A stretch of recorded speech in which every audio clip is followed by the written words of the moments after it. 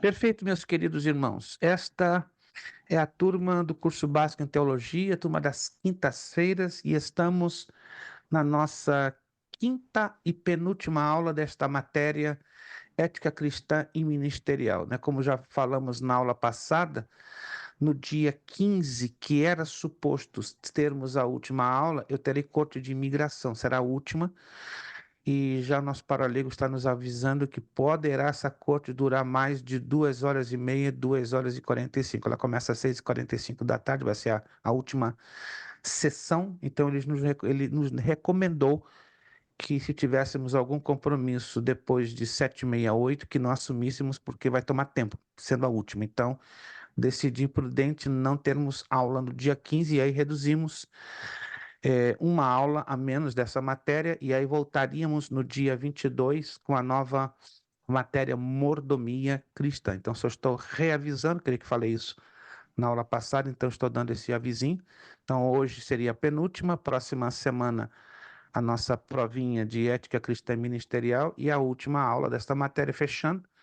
E aí saltamos uma semana e voltamos no dia 22. Nesse meio tempo, eu estarei indo a Tampa e alcançando ao irmão Orsino, né, para que ele nos ajude com a sua bondade e gentileza, e distribuir as apostilas, as novas apostilas para os queridos irmãos. Muito bem. Vamos, de início, corrigir os exercícios, né, porque os irmãos precisam deles corrigidos para terem tempo suficiente para estudarem para a prova. Por gentileza, vamos então lá no finalzinho e vamos já de início corrigir os nossos exercícios, para não deixarmos para o final, porque geralmente quando estamos correndo muito e deixando para o final, fica um pouquinho comprometedor. Então vamos.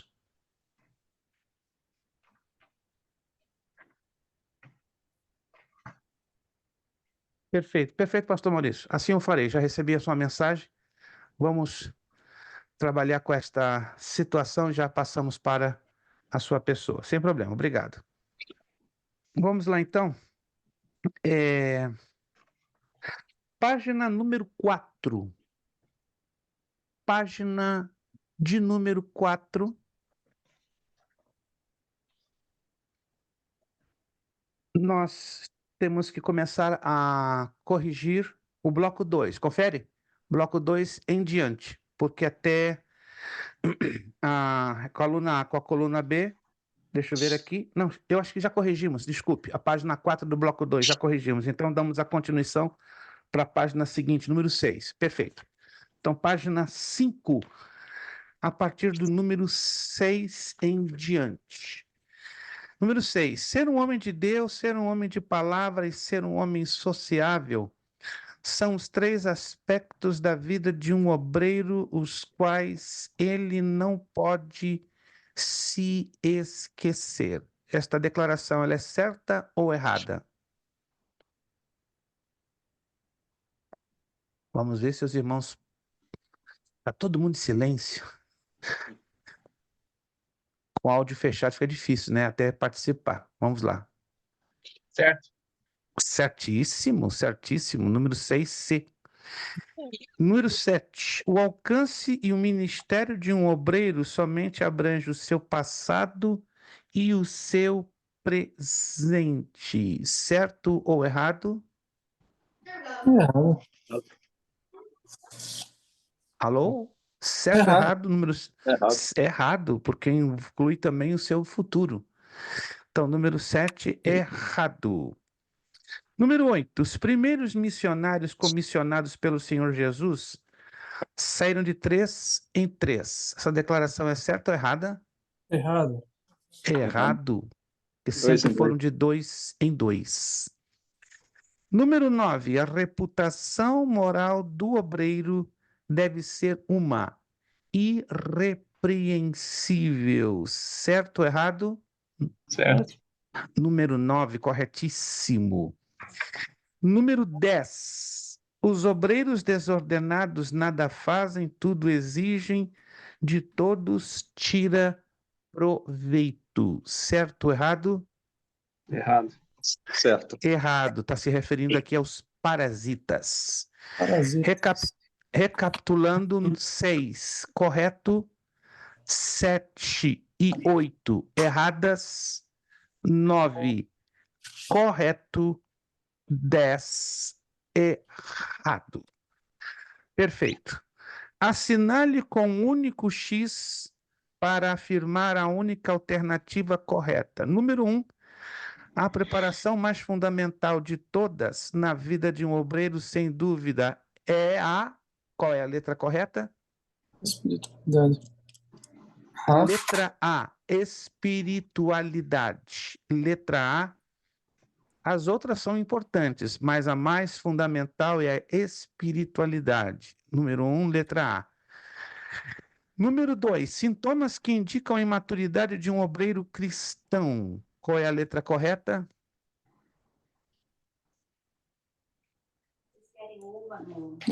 Penso que é E. É a letra B. B. Egocêntrico e vingativo. Quando você vai lá nas características do obreiro imaturo, você vai encontrar essas características. São várias, mas aí temos essas duas que se destacam aqui: egocêntrico e vingativo. Então, número 2, letra B. Dos Para vários mim, exemplos, é a soma de todas essas aí, pastor.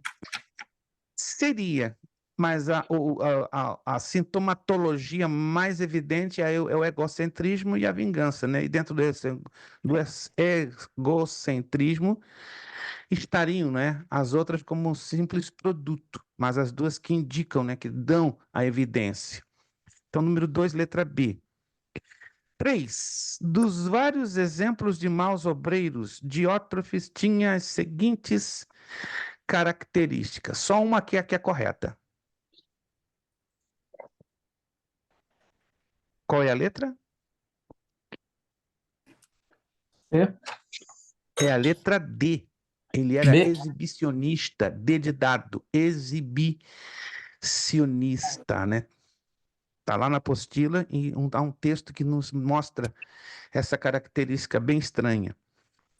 Número 4. De todas as qualidades naturais de um obreiro, biblicamente falando, é aquela que nos revela nitidamente as nossas limitações. Aqui tem uma pequena pegadinha, pequena, nada assim de importante. Se você ler com atenção, tem das qualidades naturais que um obreiro pode ter, aqui não estamos falando de qualidades espirituais, naturais. É aquela que nos revela nitidamente as nossas limitações. Qual seria?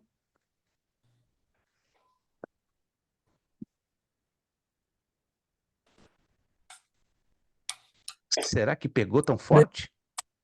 D de dado? B. Penso que é B de bola. Letra C, autocrítica e autoavaliação. Nós temos dificuldade em sermos autocríticos e temos dificuldade de termos a nossa própria autoavaliação, porque geralmente nós temos um conceito ou muito elevado de nós mesmos ou de muito baixo, alta ou baixa estima, ou um lado ou outro. Então nós temos dificuldade de termos um certo equilíbrio, né? Por isso que essa qualidade natural, né, que revela que as nossas limitações, somos limitados com seres humanos para detectar a autocrítica, né, ou sermos autocríticos e autoavaliarmos-nos. Então, número 4, letra C. Essa aqui é fácil, essa aqui não tem problema. Número 5, exemplo de um obreiro que foi reprovado no seu primeiro teste. Essa aqui é fácil. João Marcos. João Marcos. Que decepção, né? No início, né, para João Marcos, mas isso foi beneficioso, né? Passaram-se alguns anos e João Marcos já estava preparado para servir no ministério. Número 6. Quanto às suas provações, José do Egito teve os seguintes elementos a serem considerados. São 3, né? Então aí você vai descobrir. E também é fácil. Se você leu esse pontinho lá da apostila que fala sobre José, você não vai ter dificuldade em descobrir qual é a letra correta. Número 6, qual é a letra?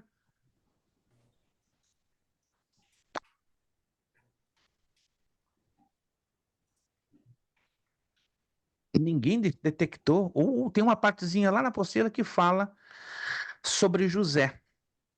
Nós destacamos num pequenino parágrafo. E aí nós abordamos exatamente essas 3 situações.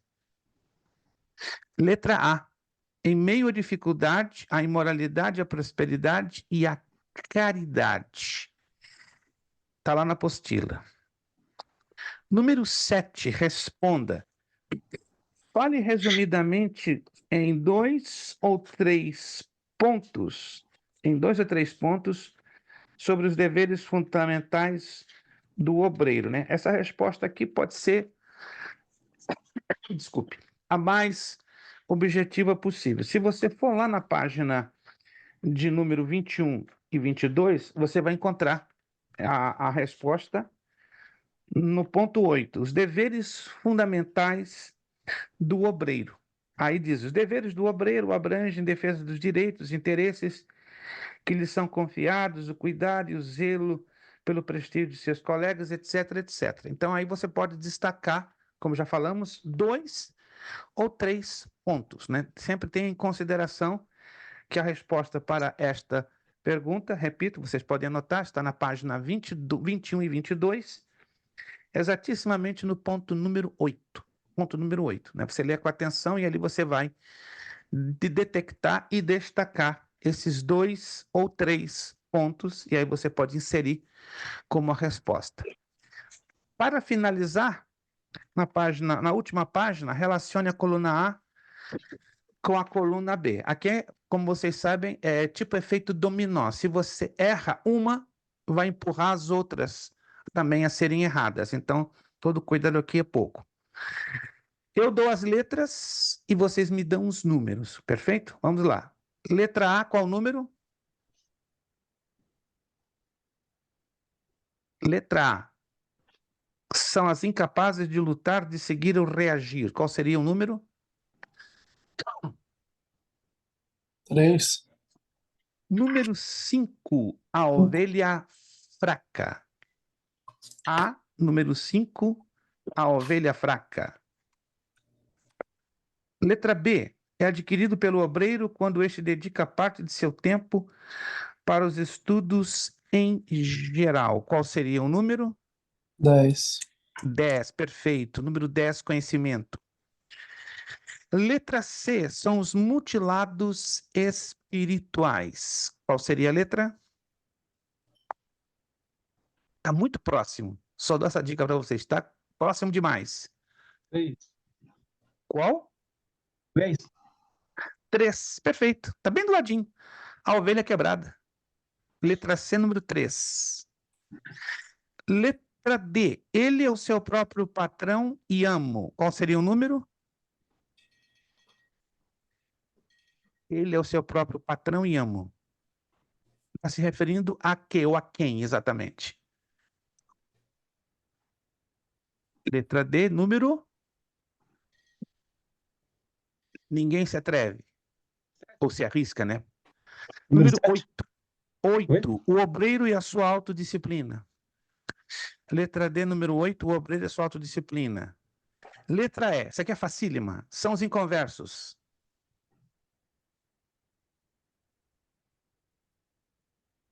E é um conceito bíblico, né? E a gente aprendeu que esse conceito é outro, mas na verdade, pelo conceito bíblico, a letra E vai dar uma pequena surpresa aí para os irmãos.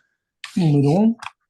Número 1, ovelha perdida. E muitas das vezes se diz que a ovelha perdida é o desviado, o cristão, não é? Afastado. Na verdade, é a ovelha desgarrada, não é? Vamos lá então. Letra E, número 1. Letra F, qual seria? São as truculentas e rebeldes. Letra F é um tipo de ovelha. A gente já está, então, trabalhando com a questão dos tipos de ovelha que a Bíblia nos assinala. Então, letra F, as ovelhas que são truculentas e rebeldes. Qual seria esse tipo de ovelha? Qual o número? Qual? 4. 7. A ovelha forte. Truculentas e rebeldes. Letra F. É a ovelha forte. Letra G. Aí está ligado aos obreiros. Hábitos formados, adquiridos e cultivados. Letra G. Qual seria o número? 12. 11. 11. O obreiro, sua saúde e seus cuidados. Que está se referindo a hábitos formados, adquiridos e cultivados. Letra G, 11. Letra H. Letra H. Estamos falando de ovelhas. H. Alguém se habilita para trazer o número da letra H? Não? Número 6, a ovelha gorda. H6, a ovelha gorda. Letra I, zeloso de suas conversações e atitudes. Está se referindo ao obreiro, mas que número exatamente? I, qual número? 12. 12, perfeito. O obreiro e suas tarefas ministeriais. J, é um tipo de preparação na vida do obreiro, no desempenho do trabalho do mestre. Qual seria o número? 2. 13. Experiência. Letra J, 13, está se referindo à experiência. Letra K, são os desviados. Eu já falei isso agora há pouco. Os desviados, se aplicaria a que tipo de ovelha? 5. Qual? Número 5. 2. A ovelha desgarrada. 5 já passamos. Então, K2. Letra L. Fala com clareza, nem demasiado alto, nem demasiado baixo, procurando pronunciar bem as palavras. Qual a letra? 9. 9. 999. E por eliminação, né? Aí não tem como errar. Por eliminação. Letra M. São os acamados espiritualmente. Tá ligado com a ovelha? Essa aqui não tem como 4. errar. 4. A ovelha doente. Recapitulando para quem perdeu o bonde. A5, B10, C3, D8, E1, F7, G11, H6, I12, J13, K2, L9, M4. Perfeito? Vamos lá, então, voltarmos para a nossa apostila. Na página 18. A imagem, a linguagem e a postura ética de um obreiro. Alguns não consideram importante esses quesitos, né, que nós vamos agora abordar, né, e depois nós vamos entrar nos nossos slides. Mas esses quesitos aqui, a aparência do obreiro, a higiene do obreiro, as vestimentas do obreiro, esses 3 em particular fazem parte de um conjunto que seria o cartão de visitas ou a identificação externa ou exterior de um obreiro, né? Uma igreja, um ministério que não há um cuidado, um preso, um apreço, um zelo pela aparência do obreiro, né? No seu trajar, né? Tem igrejas, né? Isso vai muito do estilo de cada ministério ou denominação. Tem igrejas que têm o seu grupo de obreiros uniformizado, perfeito, isso é um estilo que não deixa de ser algo bonito no sentido da aparência. Outras não têm esse estilo, mas têm uma aparência de espiritualidade, uma aparência bonita, uma aparência agradável. Então, tudo isto é importante, né? A aparência que possa refletir algo que a pessoa tenha, vamos dizer, conforto, se sinta aprazível, certo? Porque tudo faz parte de um conjunto, não apenas a estrutura física do local que se adora a Deus, que é considerado o santuário ou templo, mas as pessoas que constituem, né, particularmente o obreiro. Outro detalhe é a higiene.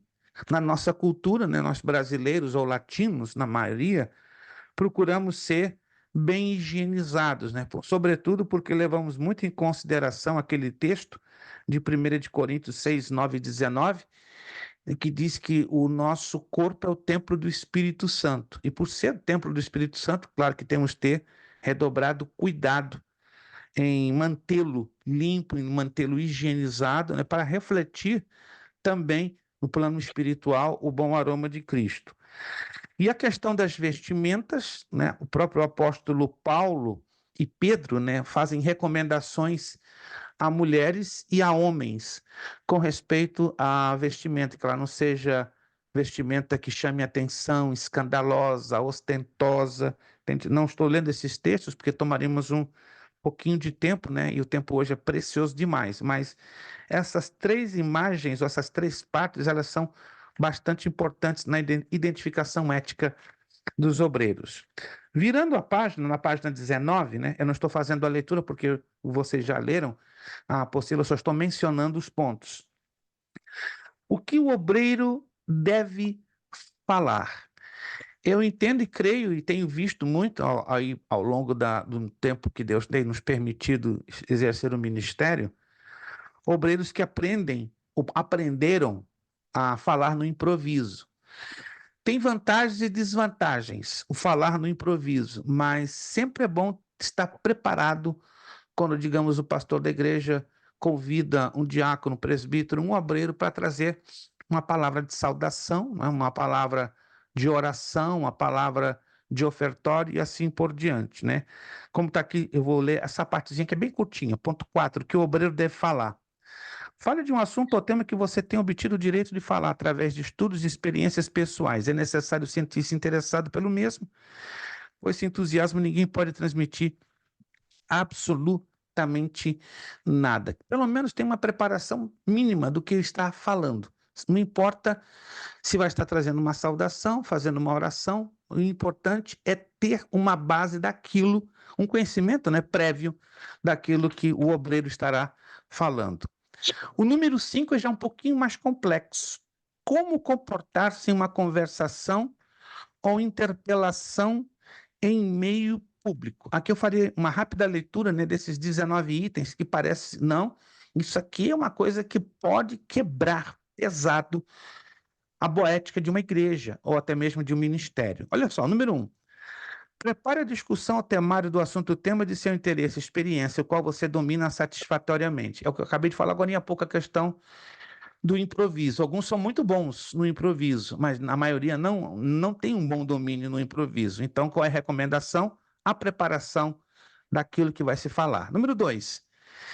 Não escreva suas conversações, redija breves anotações sobre aquilo que deseja falar. Aí você vai dizer, está se tratando de um esboço? Algo parecido, bem parecido, mas não é exatamente um esboço de homilética. Número 3. Nunca desenvolva uma conversação, interpelação, oratória pública, palavra por palavra, porque quando a gente apresenta publicamente desta forma, é como se estivéssemos gaguejando ou fragmentando uma linha de pensamento. E isso, diante do público, fica mal. Seria uma demonstração enorme de insegurança.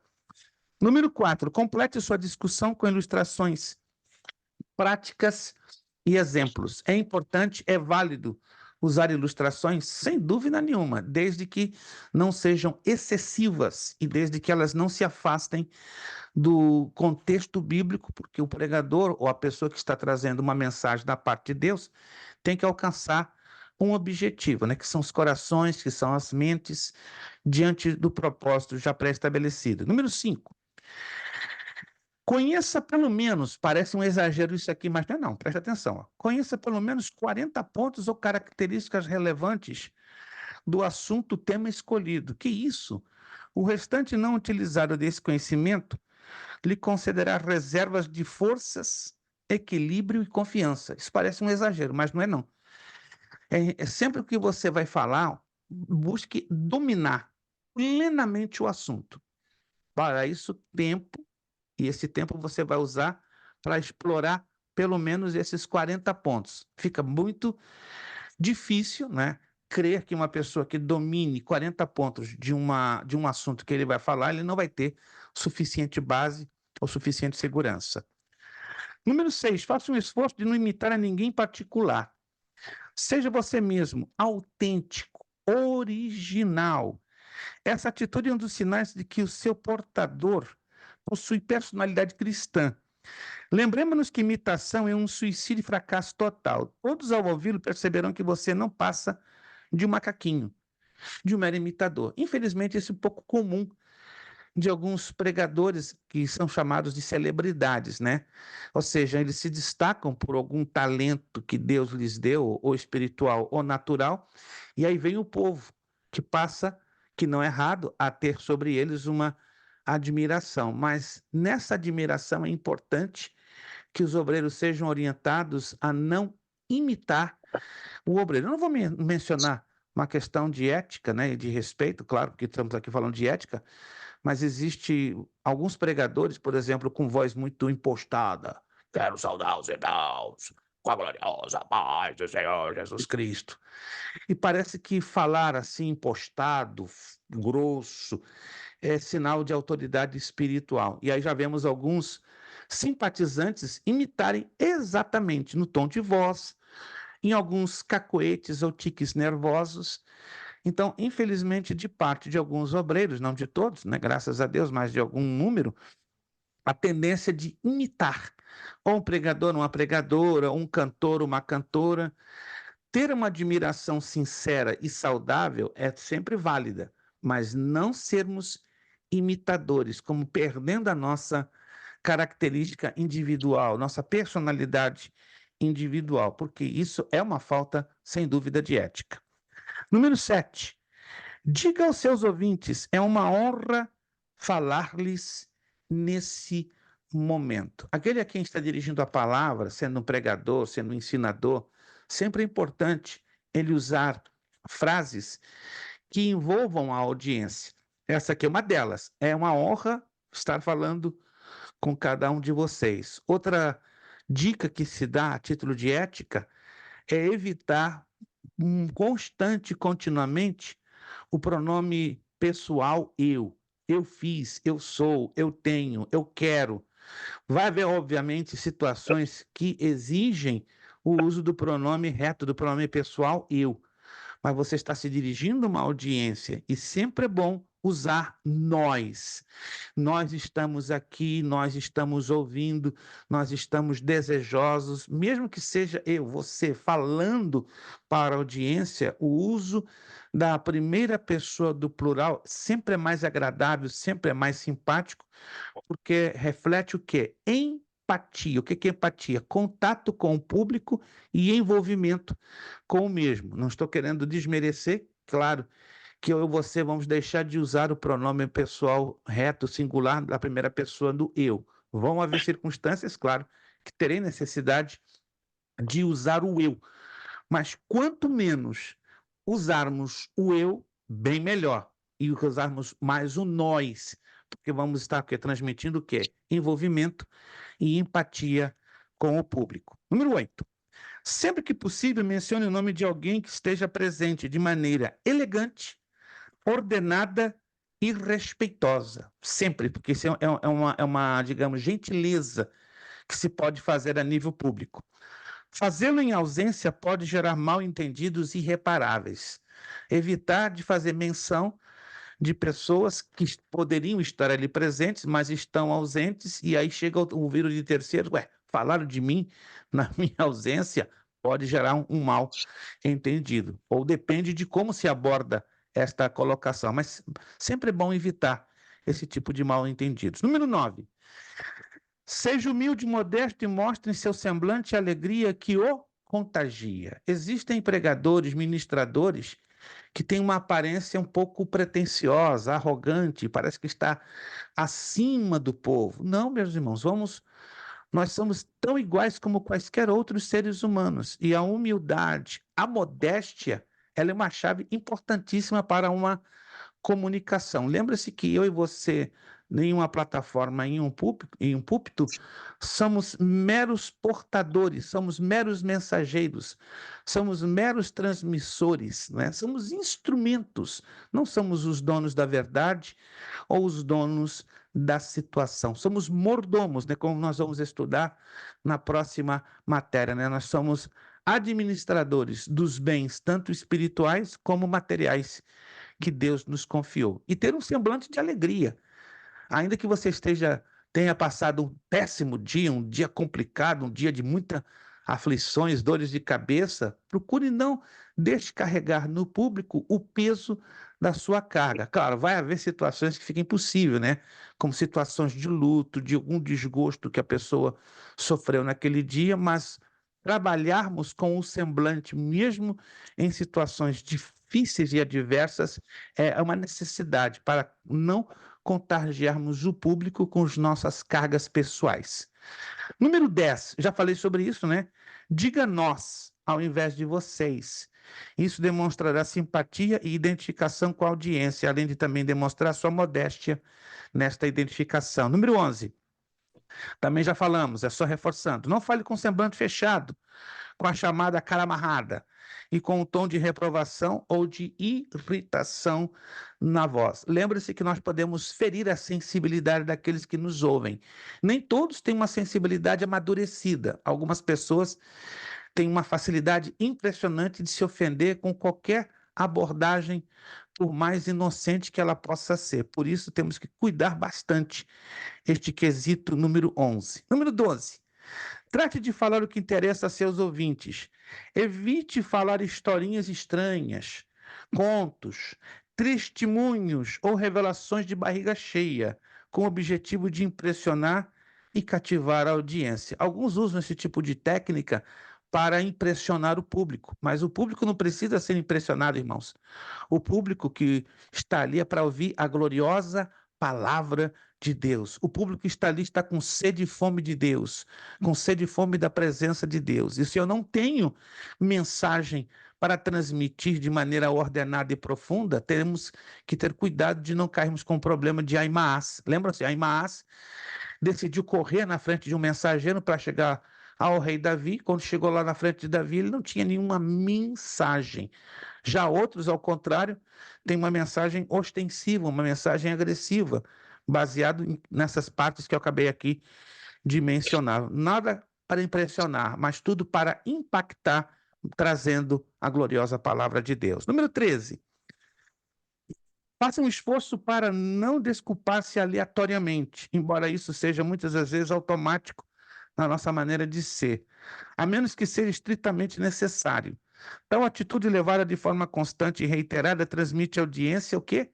Insegurança e instabilidade da parte do obreiro naquilo que está fazendo para Deus. A menos que a situação exija, aí sim, é válido esse pedido de desculpa. Do contrário, fica uma situação um tanto estranha e isso vai transmitir um impacto altamente negativo no psicológico da audiência.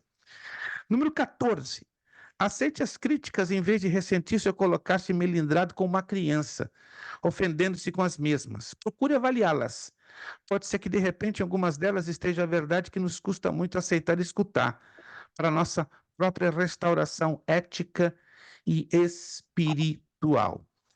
Número 15. Pronuncie as palavras de modo regulado, claro, sonoro e cortês. 16. Evite divagações e vãs repetições, ou seja, se você foi convidado a saudar a congregação, não pregue, traga a saudação. Se você foi convidado a pregar, não tome o tempo saudando, pregue. Se você foi convidado para dar um testemunho, não vá além daquilo para o qual você foi convidado a fazer. Observe também abaixo o item 19. Infelizmente, alguns obreiros, por não terem sido devidamente treinados e não terem um conhecimento bíblico um pouquinho mais aprofundado, eles incorrem exatamente nessa problemática. Vamos ouvir o nosso irmão dando testemunho. Daqui a pouco já é uma pregação, está lá 45 minutos e o pastor está desesperado e do ladinho está o pregador da noite. Quando então ele foi convidado a pregar, a palavra é sua, meu irmão. Ele dá um testemunho de 8, 7, 10 minutos, ou seja, ele inverte a ordem. Parece que ele não entende a incumbência que lhe foi colocada. 17. Utilize uma linguagem simples e acessível ao alcance e compreensão de todos, a ponto de uma criança e de um idoso poderem entendê-la. Isso temos que ter bastante sensibilidade com respeito à audiência para quem estamos falando. Se estamos falando para uma audiência de um certo nível de escolaridade um pouco baixo, não vamos tomar a pretensão de usarmos termos técnicos, né, termos elevados, a menos que eu esteja falando para um grupo de intelectuais, juristas, professores, magistrados, aí é diferente, temos que falar à altura da linguagem da audiência para quem estamos nos dirigindo. Entretanto, procurarmos falar não de uma linguagem vulgar, lá embaixo, rasteira, rasa, nem tampouco tão elevada para que se torne inacessível para a grande maioria, né? Procurar uma linguagem que equilibre em todos os sentidos. Número 18, não seja pedante querendo mostrar cultura e conhecimento, tentando filosofar, exalando um ar de superioridade e exibindo-se. O mais importante num obreiro não é o que ele vai dizer de si. Tem obreiros que dizem, meus irmãos, eu sou formado em tal coisa, eu sou PhD em psicologia tal, e dá o currículo dele em 15, 25 minutos. Eu falei, meu Deus, para que necessidade tem de expor o que ele é? O que importa é o que ele está fazendo da parte de Deus, porque o centro das atenções ali tem que ser o Evangelho, tem que ser Jesus Cristo, tem que ser a Escritura. Então, a pregação, muitas das vezes, deixa de ser cristocêntrica e bibliocêntrica e ela se torna antropocêntrica, tudo girando em torno da pessoa. Não há necessidade, né? Se você tem 60 diplomas, 50 formações, o que isso vai importar ali no momento que você está transmitindo a Escritura Sagrada? Não, o que vai importar é que Deus use você, a nós, independente do nosso currículo. O importante não é dizer o que somos, o importante é o que Deus sabe o que podemos nele, em Cristo Jesus, fazermos para a sua glória. E por fim, 19, evite concitar ou provocar aos ouvintes a fazer alguma coisa. Isso é muito comum, infelizmente. Pode até haver uma boa intenção da parte de quem o faz, porém uma atitude antipática.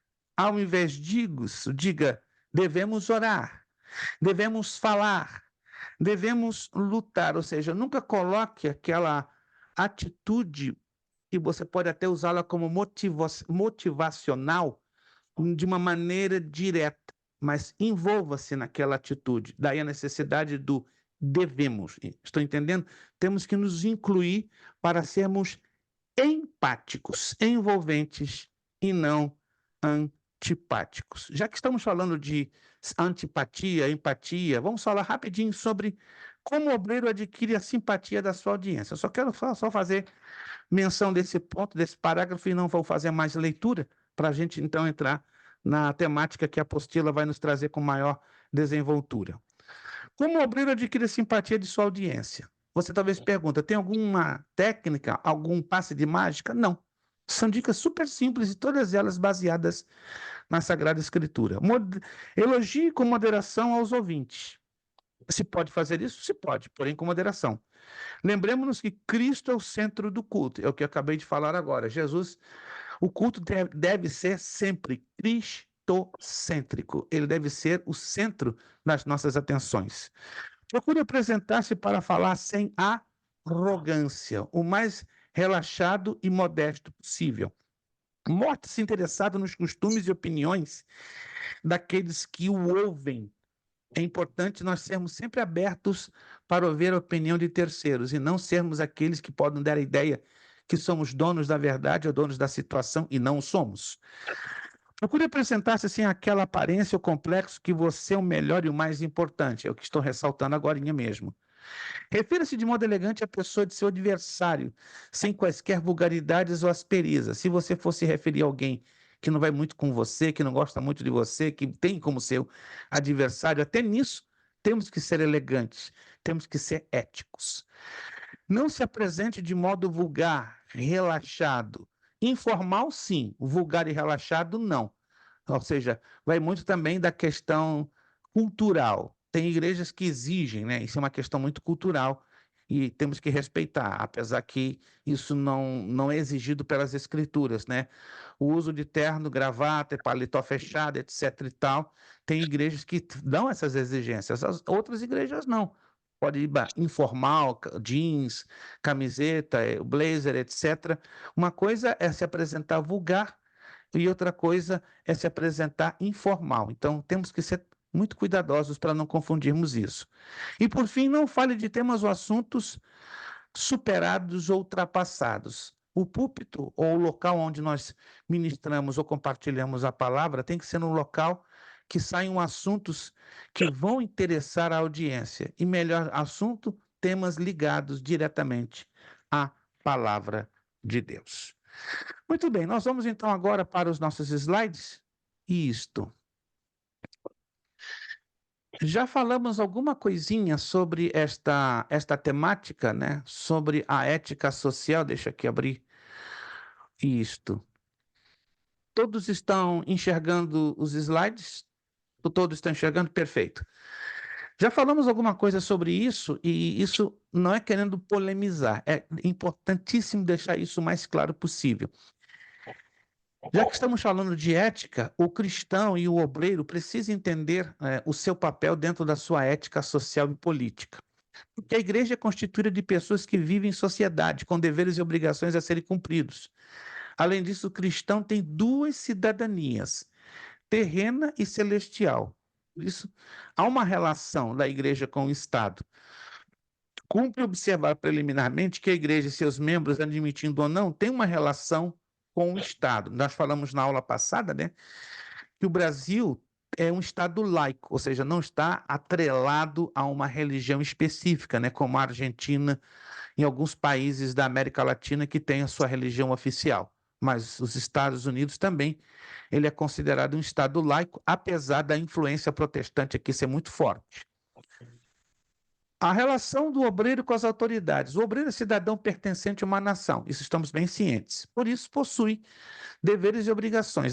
Temos o dever de obedecer e cumprir as normas estatais, porém, quando os governantes ultrapassam os limites da palavra de Deus, da ética e do correto perante Deus, o cristão tem de obedecer a Deus mais que às autoridades, conforme ensina o apóstolo Paulo. Esse texto já passamos por ele, mas vamos fazer uma leitura rapidinha de Atos 4:19 e Atos 5:19.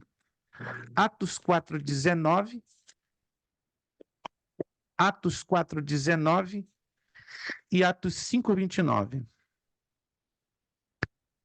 Diz assim em Atos 4:19. É um texto já lido, conhecido por muitos de nós, mas vamos nos centralizar nele, porque isso aqui é uma orientação de Deus pela instrumentalidade do apóstolo Paulo. Atos 4:19.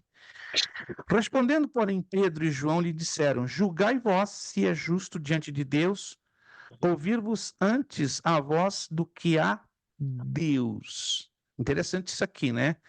Porque Pedro e João estavam diante do Sinédrio, e o Sinédrio estava colocando a Pedro e João numa situação, vamos dizer assim, de calça curta, querendo impor, né, as tradições do judaísmo em detrimento à obediência à Escritura Sagrada. Em Atos 5:29, algo parecido Paulo também orienta. Atos 5:29. Porém, respondendo Pedro e os apóstolos disseram: mais importa obedecer a Deus do que aos homens. Sempre teremos que obedecer, claro, sem uma gota de dúvida, às autoridades constituídas, desde que não ultrapassem, não extrapolem, não transgridam os limites da palavra de Deus. Quando isso acontece, mais vale obedecermos a Deus, né, do que aos homens, ainda que possa soar na aparência que estamos desobedecendo uma autoridade constituída. A relação do obreiro com a política.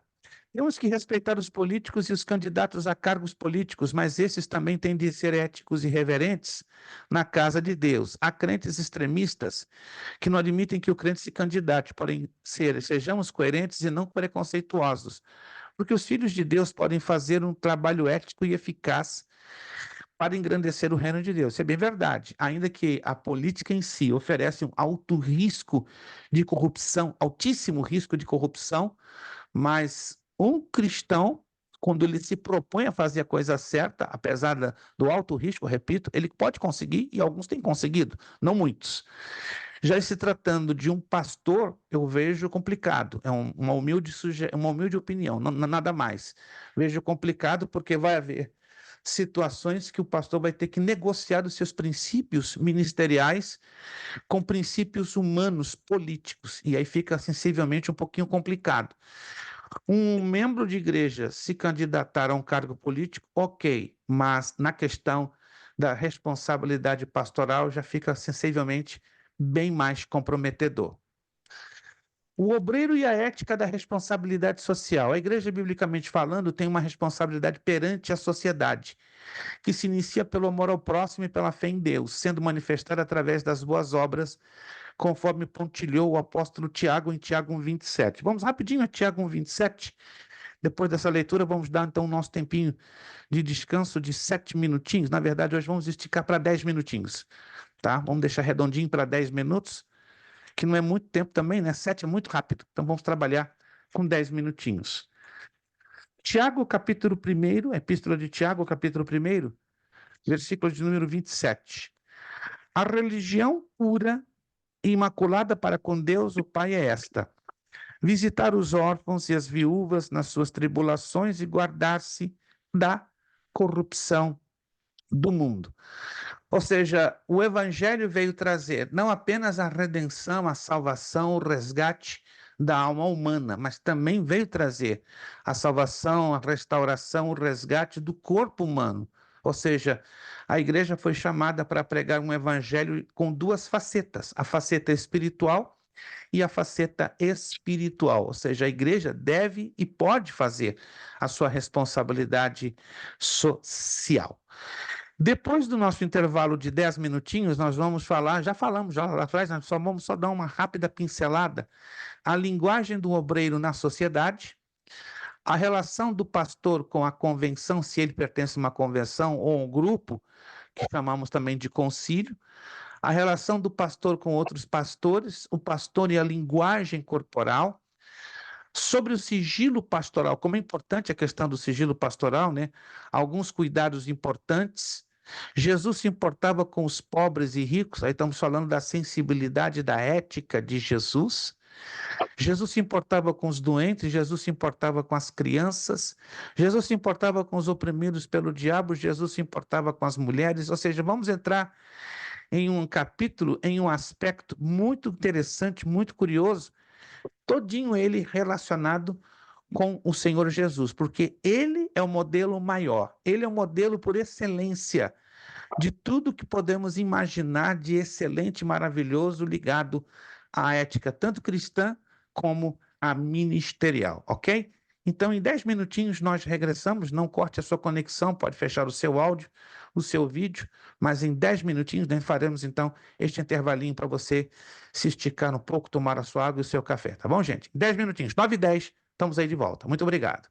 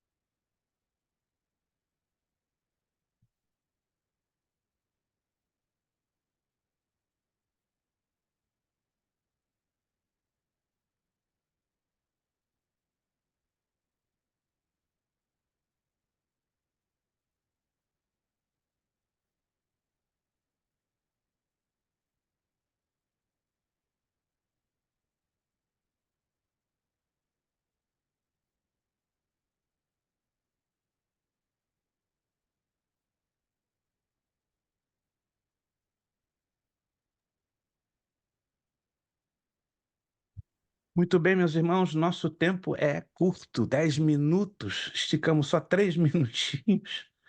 Jesus da glória, que tempo curto é este? Bendito seja o nome do Senhor. Pastor Jurandir deve estar com um sorriso diferente hoje. Eu acho que o Palmeiras ganhou o Campeonato Brasileiro. Estou desligado de futebol do Brasil. Eu também, tô sabendo dela. Não, mas o seu sorriso indica de que já ganhou a Taça América, algum campeonato, algum campeonato. Que as Pastor, só coisas devem acredita, estar muito bem. eu tô desligado de futebol brasileiro já há alguns meses, acredite, é a coisa mais louca. Agora, se você me perguntar, Liga Espanhola, a Bundesliga, vou dizer até de olho fechado, porque eu acompanho muito, né, o futebol Sério? alemão e o futebol espanhol. O futebol alemão e o futebol espanhol tá aqui dentro. Não sou fanático, mas de Ah, 10 jogos, se eu perder 3 é muito. uau, que bom. Gosto demais, né? O espanhol, o futebol espanhol, para mim é fantástico, fantástico. Tem suas deficiências, como qualquer outro, e a Bundesliga também admiro bastante. Inclusive, tem um final de semana aqui agora, um jogaço entre o Stuttgart e o Bremen. É tipo um clássico Palmeiras e São Paulo. Uou. Vai Então, ser em Berlim, né? Eu não vou perder esse jogo por nada. Vai ser às 2 horas da tarde, horário daqui, né? Correspondendo a 8 horas, horário da Alemanha. Esse aí vai ser um jogaço, né? Num estádio, esqueci o nome, né? Ele cabe em 110 mil pessoas em Berlim, na Alemanha. Vamos lá, meus irmãos, vamos então regressar? Vamos então regressando com a graça de Deus? Isto, vamos então regressando à nossa aula. Vamos voltar então aos slides? Isto. Estamos falando da ética ministerial, certo? A ética ministerial trata do comportamento e da postura do obreiro em relação à igreja, à sociedade, à família e aos colegas do ministério. A ética é muito valiosa na vida do pastor, pois através dela a sociedade observa o testemunho do obreiro de Deus. O pastor não deve ser aquela pessoa perfeita, e não é, e jamais o será, mas ela se esforça, se esmera, se dedica para ter uma postura que reflita, que transmita, não é? Que coadune o testemunho da pessoa do Senhor Jesus Cristo. Eu sei que, infelizmente, tem muitas igrejas que cobram duro da família do pastor, cobram duro do ministério do pastor, tendo ele como um modelo, como diz no espanhol se usa uma expressão intachable, ou seja, que não tem como falhar. Muito pelo contrário, o pastor é o homem que deve ser compreendido, sustentado, tem que orar por ele, compreendê-lo, devemos dar todo o apoio que nós, como cristãos, aprendemos na Escritura Sagrada e não fazer cobranças desnecessárias. Ele já tem naturais cobranças, né? Todo pastor de igreja ou um pastor auxiliar já tem as suas cobranças naturais, e aí vai da igreja entender esta situação no plano ético, que não devemos cobrar, mas devemos orar, interceder, apoiar, não é? E participarmos, né, do ministério vibrante que cada pastor se esforça diante da sua congregação. Existe uma relação do pastor com a convenção. Tem igrejas que estão ligadas a convenções, a concílios, e tem igrejas que são independentes. Isso é muito variável. A igreja que trabalha de forma independente, não tem nenhuma ligação, então ela não tem aquela necessidade de prestação de contas, né? É o que eu estou aqui mencionando, a relação do pastor com a convenção ou concílio. Entre as denominações mais antigas existe um órgão que cuida dos assuntos de interesse da denominação e território nacional, que pode receber o nome de convenção, concílio, sínodo, conselho geral, ordem e outros nomes, né? Como as Assembleias de Deus, né? Tem a Convenção Geral das Assembleias de Deus, como a Convenção Batista Nacional e assim por diante. Não, as igrejas que são conveniadas com concílios, sínodos ou convenções, elas têm esse sistema de prestação de contas. São igrejas autônomas, independentes, mas elas têm este vínculo convencional ou a nível conciliar. A relação do pastor com os outros pastores. A relação do pastor com outros pastores deve ser uma questão levada a sério, tendo em vista que muitos conflitos ocorrem pela quebra de alguns pontos éticos. Isso é interessante. Aqui nos Estados Unidos, como no Brasil, eu já vi isso, na Argentina, no Uruguai, no Chile, onde Deus nos permitiu fazer alguma coisinha na sua obra. Lamentavelmente, existem pastores que não têm a devida ética. Em que sentido? Em cidades pequenas, né? Eu trabalhei numa cidade de 14 mil habitantes no interior da província de Buenos Aires, na Argentina, e ali em 14 mil habitantes tinha 9 igrejas, que eu me recorde.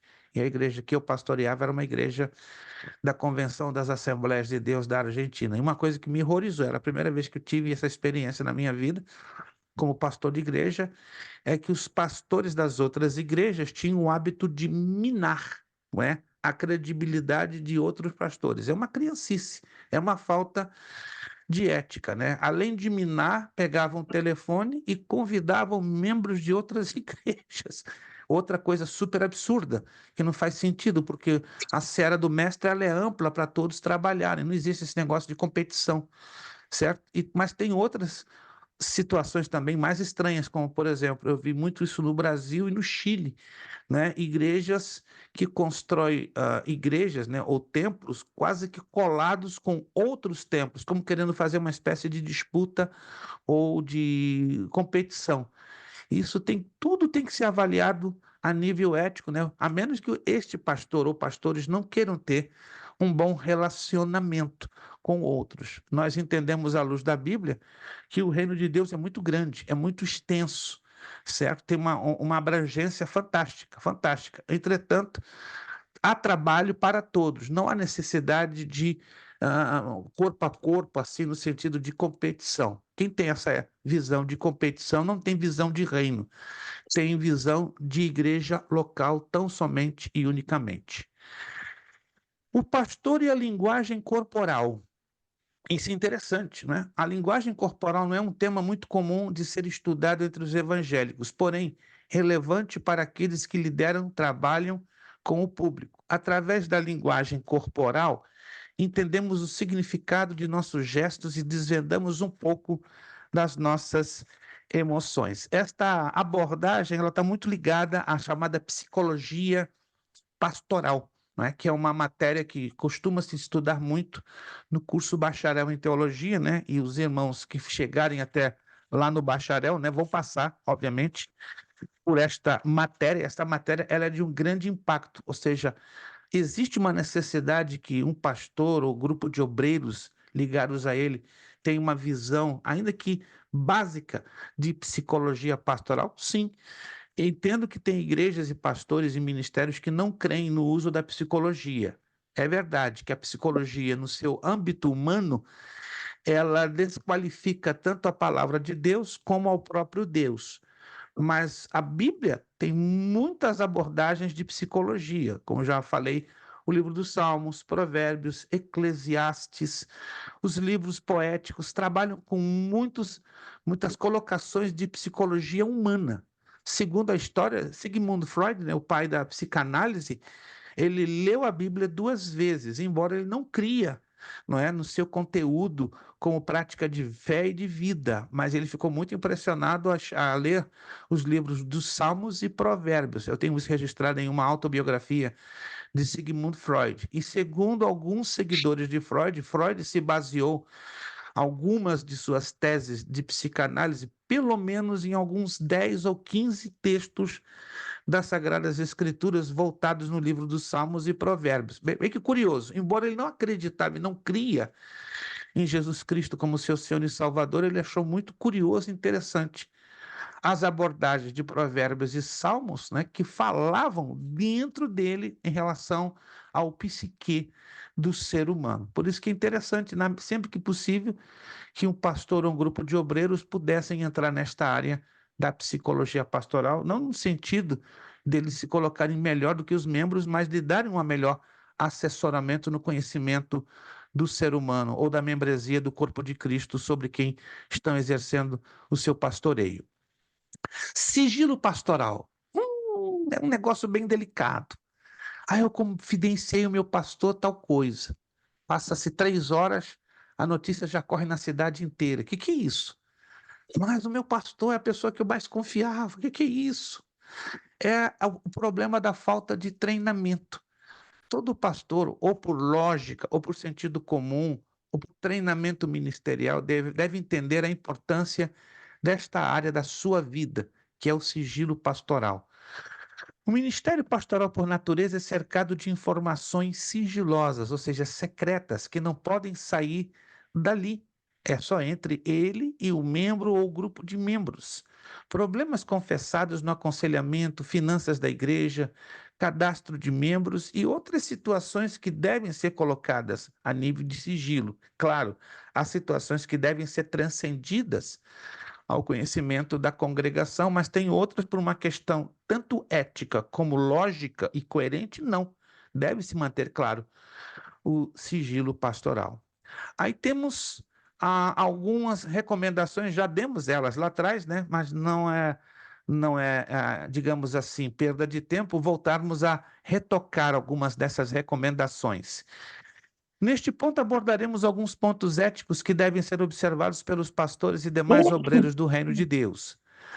Pregue sermões bíblicos e edificantes. Hoje em dia, às vezes, não ouvimos sermões bíblicos, ouvimos qualquer tipo de sermão, mas, infelizmente, o número de sermões bíblicos está reduzindo-se e até mesmo que edifiquem.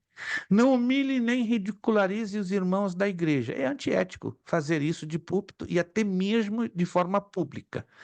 Não faça promessas que não possa cumprir.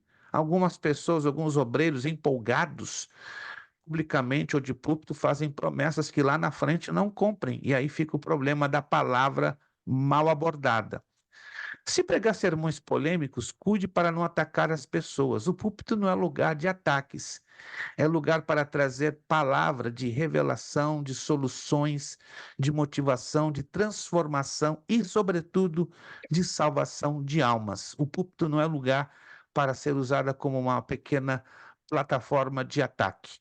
Jamais se considere superior aos companheiros de ministério. Somos iguais perante Deus, iguais uns aos outros. O que nos diferencia são os nossos níveis de responsabilidade.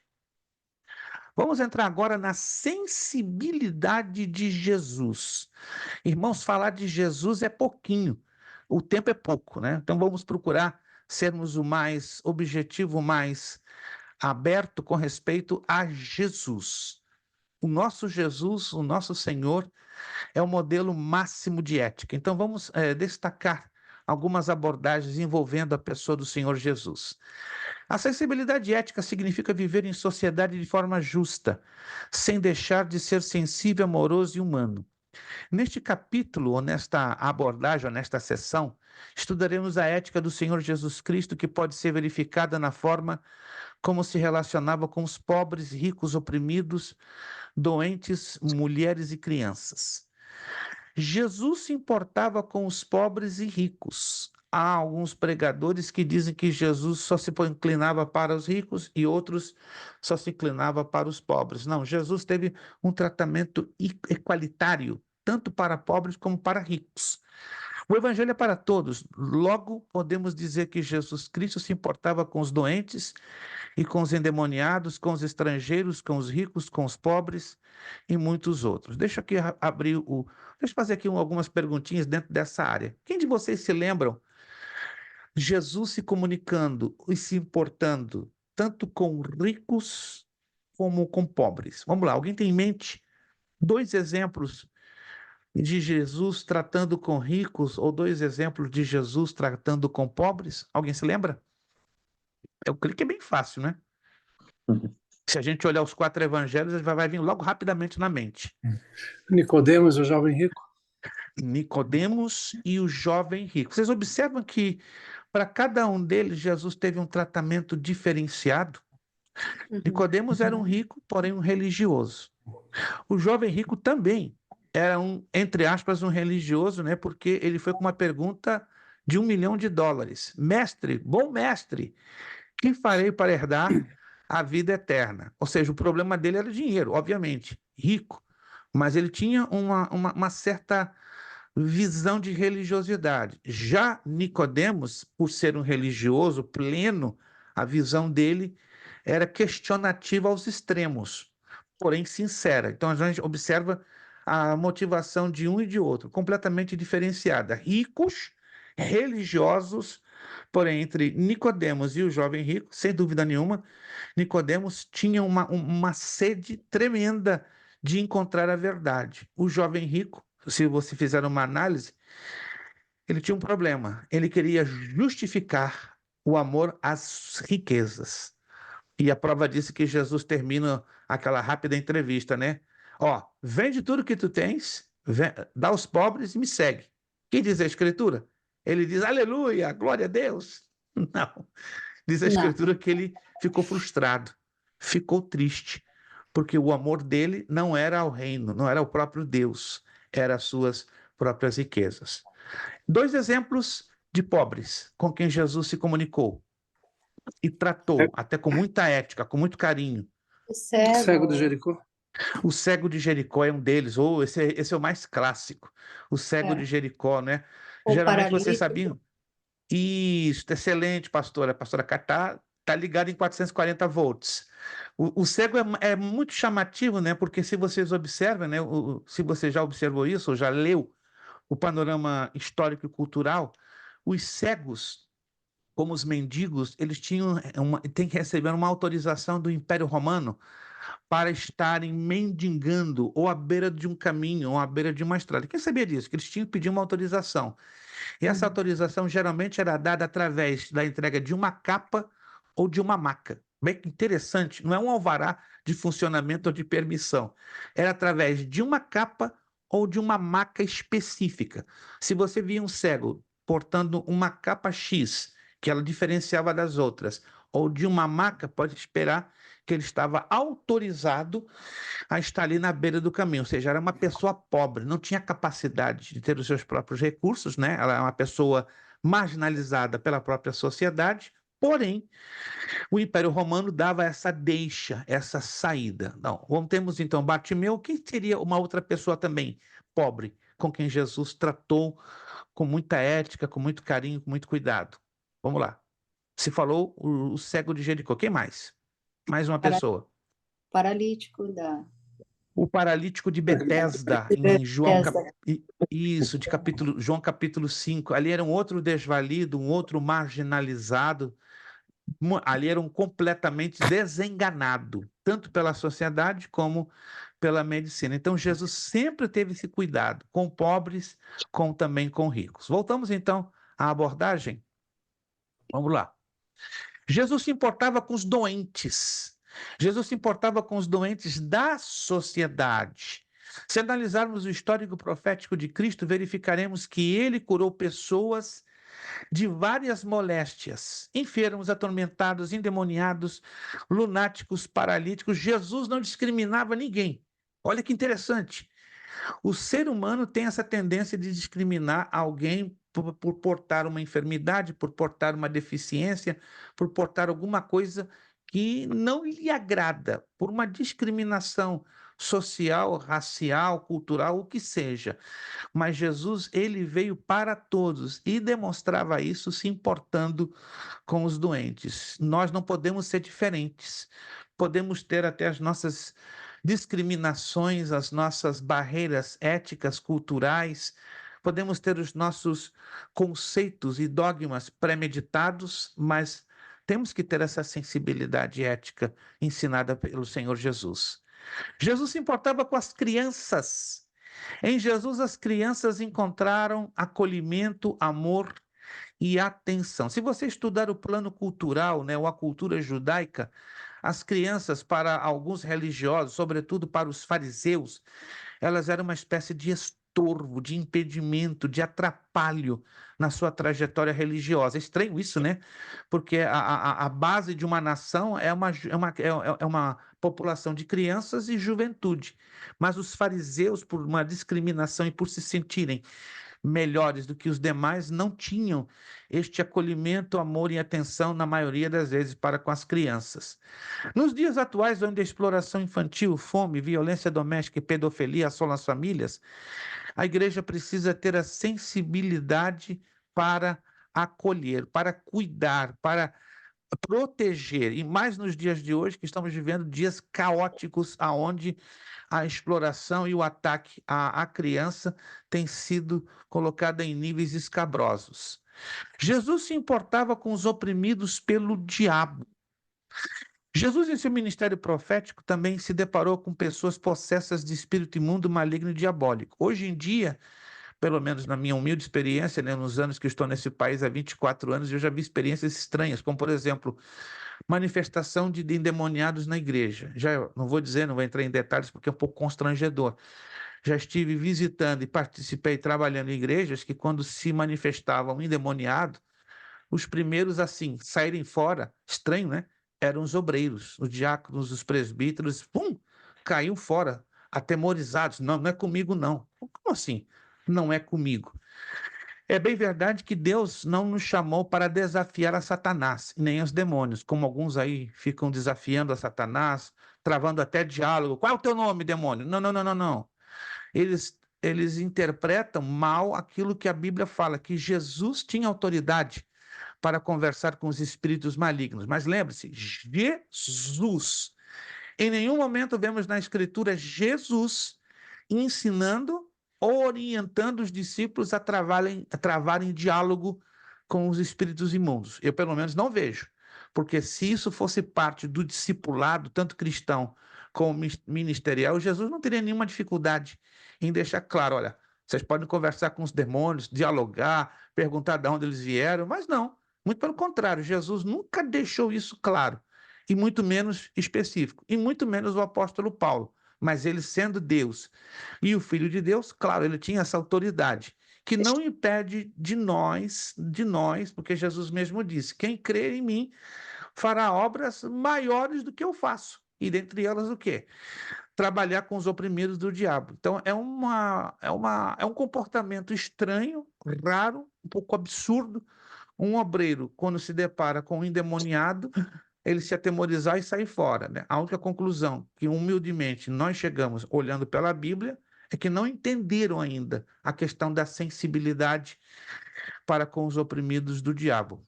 Não é ele, é a pessoa, mas poderia ser ele no lugar daquela pessoa oprimida pelo diabo, partindo então de que esse obreiro não tem sensibilidade para se colocar no lugar daquela pessoa que está sendo ali oprimida, sofrida, né, acossada por Satanás. Jesus, como já falei, em seu ministério profético, ele se importava com os oprimidos pelo diabo e se importava com as mulheres.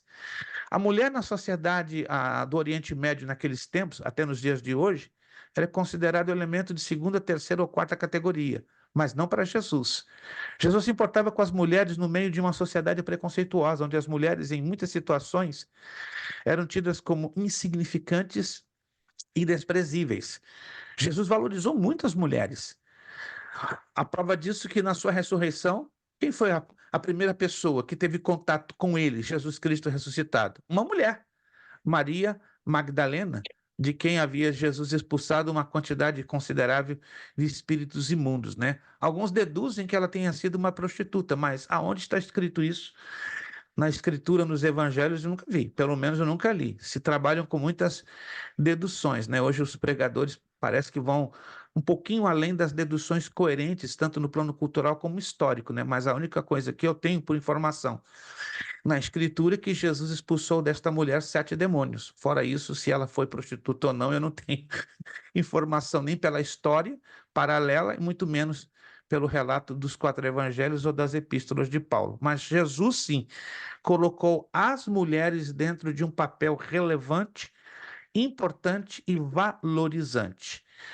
Jesus se importava com Jerusalém. Jesus se importava com a histórica e sagrada cidade de Jerusalém. Jesus, sendo profeta, buscou unificar os judeus, porém mantiveram-se incrédulos e indiferentes à mensagem salvífica do reino de Deus. Jesus se importava com a limpeza no coração do homem. Olha que coisa interessantíssima e linda. O coração é considerado o centro das emoções e dos pensamentos. A ética ensinada por Jesus atinge o coração, a mente e as emoções, e ela vem de dentro para fora. Vamos ler um texto muito conhecido. Vocês já passaram por esse texto, dezenas de vezes, mas nunca é demais relê-lo. Evangelho de Lucas, capítulo 6, versículo 45.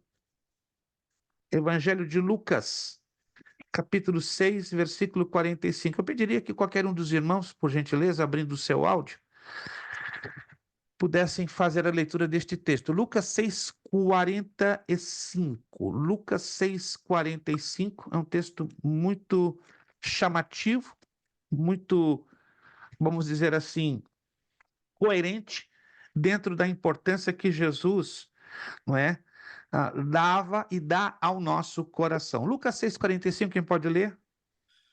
O homem bom tira coisas boas do bom tesouro que está em seu coração, e o homem mau tira coisas más do mal que está em seu coração, porque a sua boca fala do que está cheio o coração. A boca fala, ó, aí entra a minha boquinha, a sua boquinha, a nossa boquinha, ela fala o quê? Do que está cheio o nosso coração.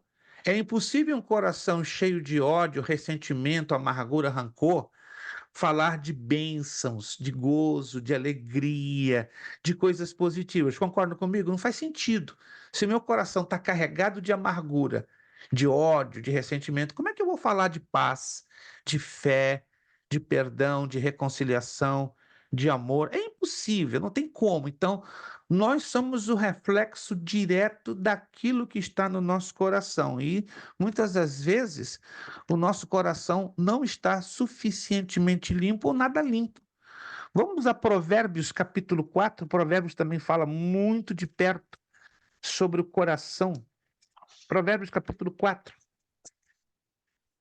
Provérbios capítulo 4,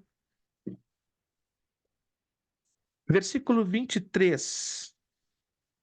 Quem pode, por favor, com seu áudio aberto, fazer-nos a leitura? Pastor Maurício está dando a sua valiosa participação, mas gostaria também de ver outros irmãos, na medida do possível. Provérbios 4, 23. Quem pode ler para nós, por gentileza?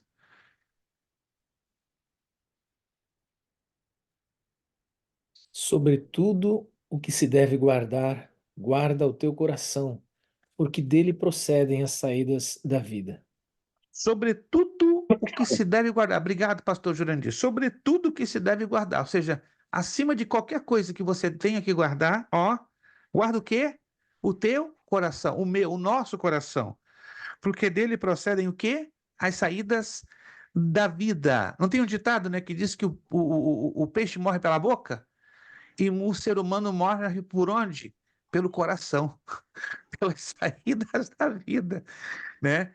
Tem muita gente gulosa que está morrendo aí pela boca, está comendo demais, certo? Já ouvi dizer um ditado aí, eu ouvi há muitos anos no Rio Grande do Sul, crente morre pela boca, por quê? Porque pensa num povo que não tem vício, mas pensa num povo abençoado para comer, é o crente, né? Come, come, come, come, e às vezes come até além do normal, do necessário. Então ficou esse ditado, né? O peixe morre pela boca, mas também o crente. Mas nós morremos por causa do quê? Do conteúdo do nosso coração. Então, olha que como Jesus se importa em ter o nosso coração limpo, ou seja, o nosso Jesus é ético. E ele quer que aprendamos essa ética maravilhosa. Jesus se importava com a limpeza no templo. O compromisso de Jesus era com a purificação do templo, de acordo com Mateus 21, 12 e 27. Nos dias odiernos, ou seja, que estamos vivendo, não pode ser diferente. A casa de Deus deve ser um lugar de adoração, oração, restauração de vidas e ensinamento da palavra. Essa limpeza, na verdade, não é apenas a limpeza estrutural, a limpeza física do templo como recinto, mas está se falando aí do templo do Espírito Santo, de nós, seres humanos, de carne e osso. Nós somos templo, diz a Escritura, tá?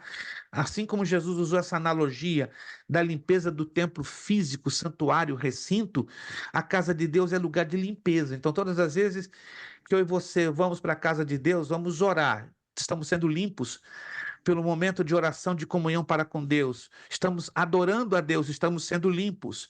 Quando estamos recebendo a palavra, estamos sendo limpos. Ou seja, a casa de Deus é lugar de limpeza. Tem que ser, não tem outro jeito. Se alguém entra não objetivando esta limpeza, tem algo errado, não tem uma visão ética da sensibilidade de Jesus, né? Vamos ao Evangelho de João, capítulo 15. Só para relembrar algo que os irmãos já sabem, né? Que isso aqui é importante.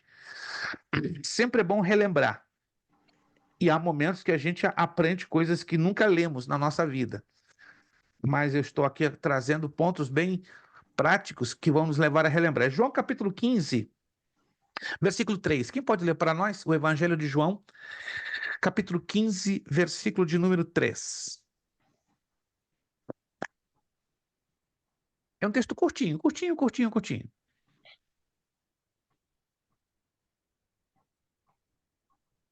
Quem achou, pode ler, por favor. Evangelho de João, capítulo 15, verso 3.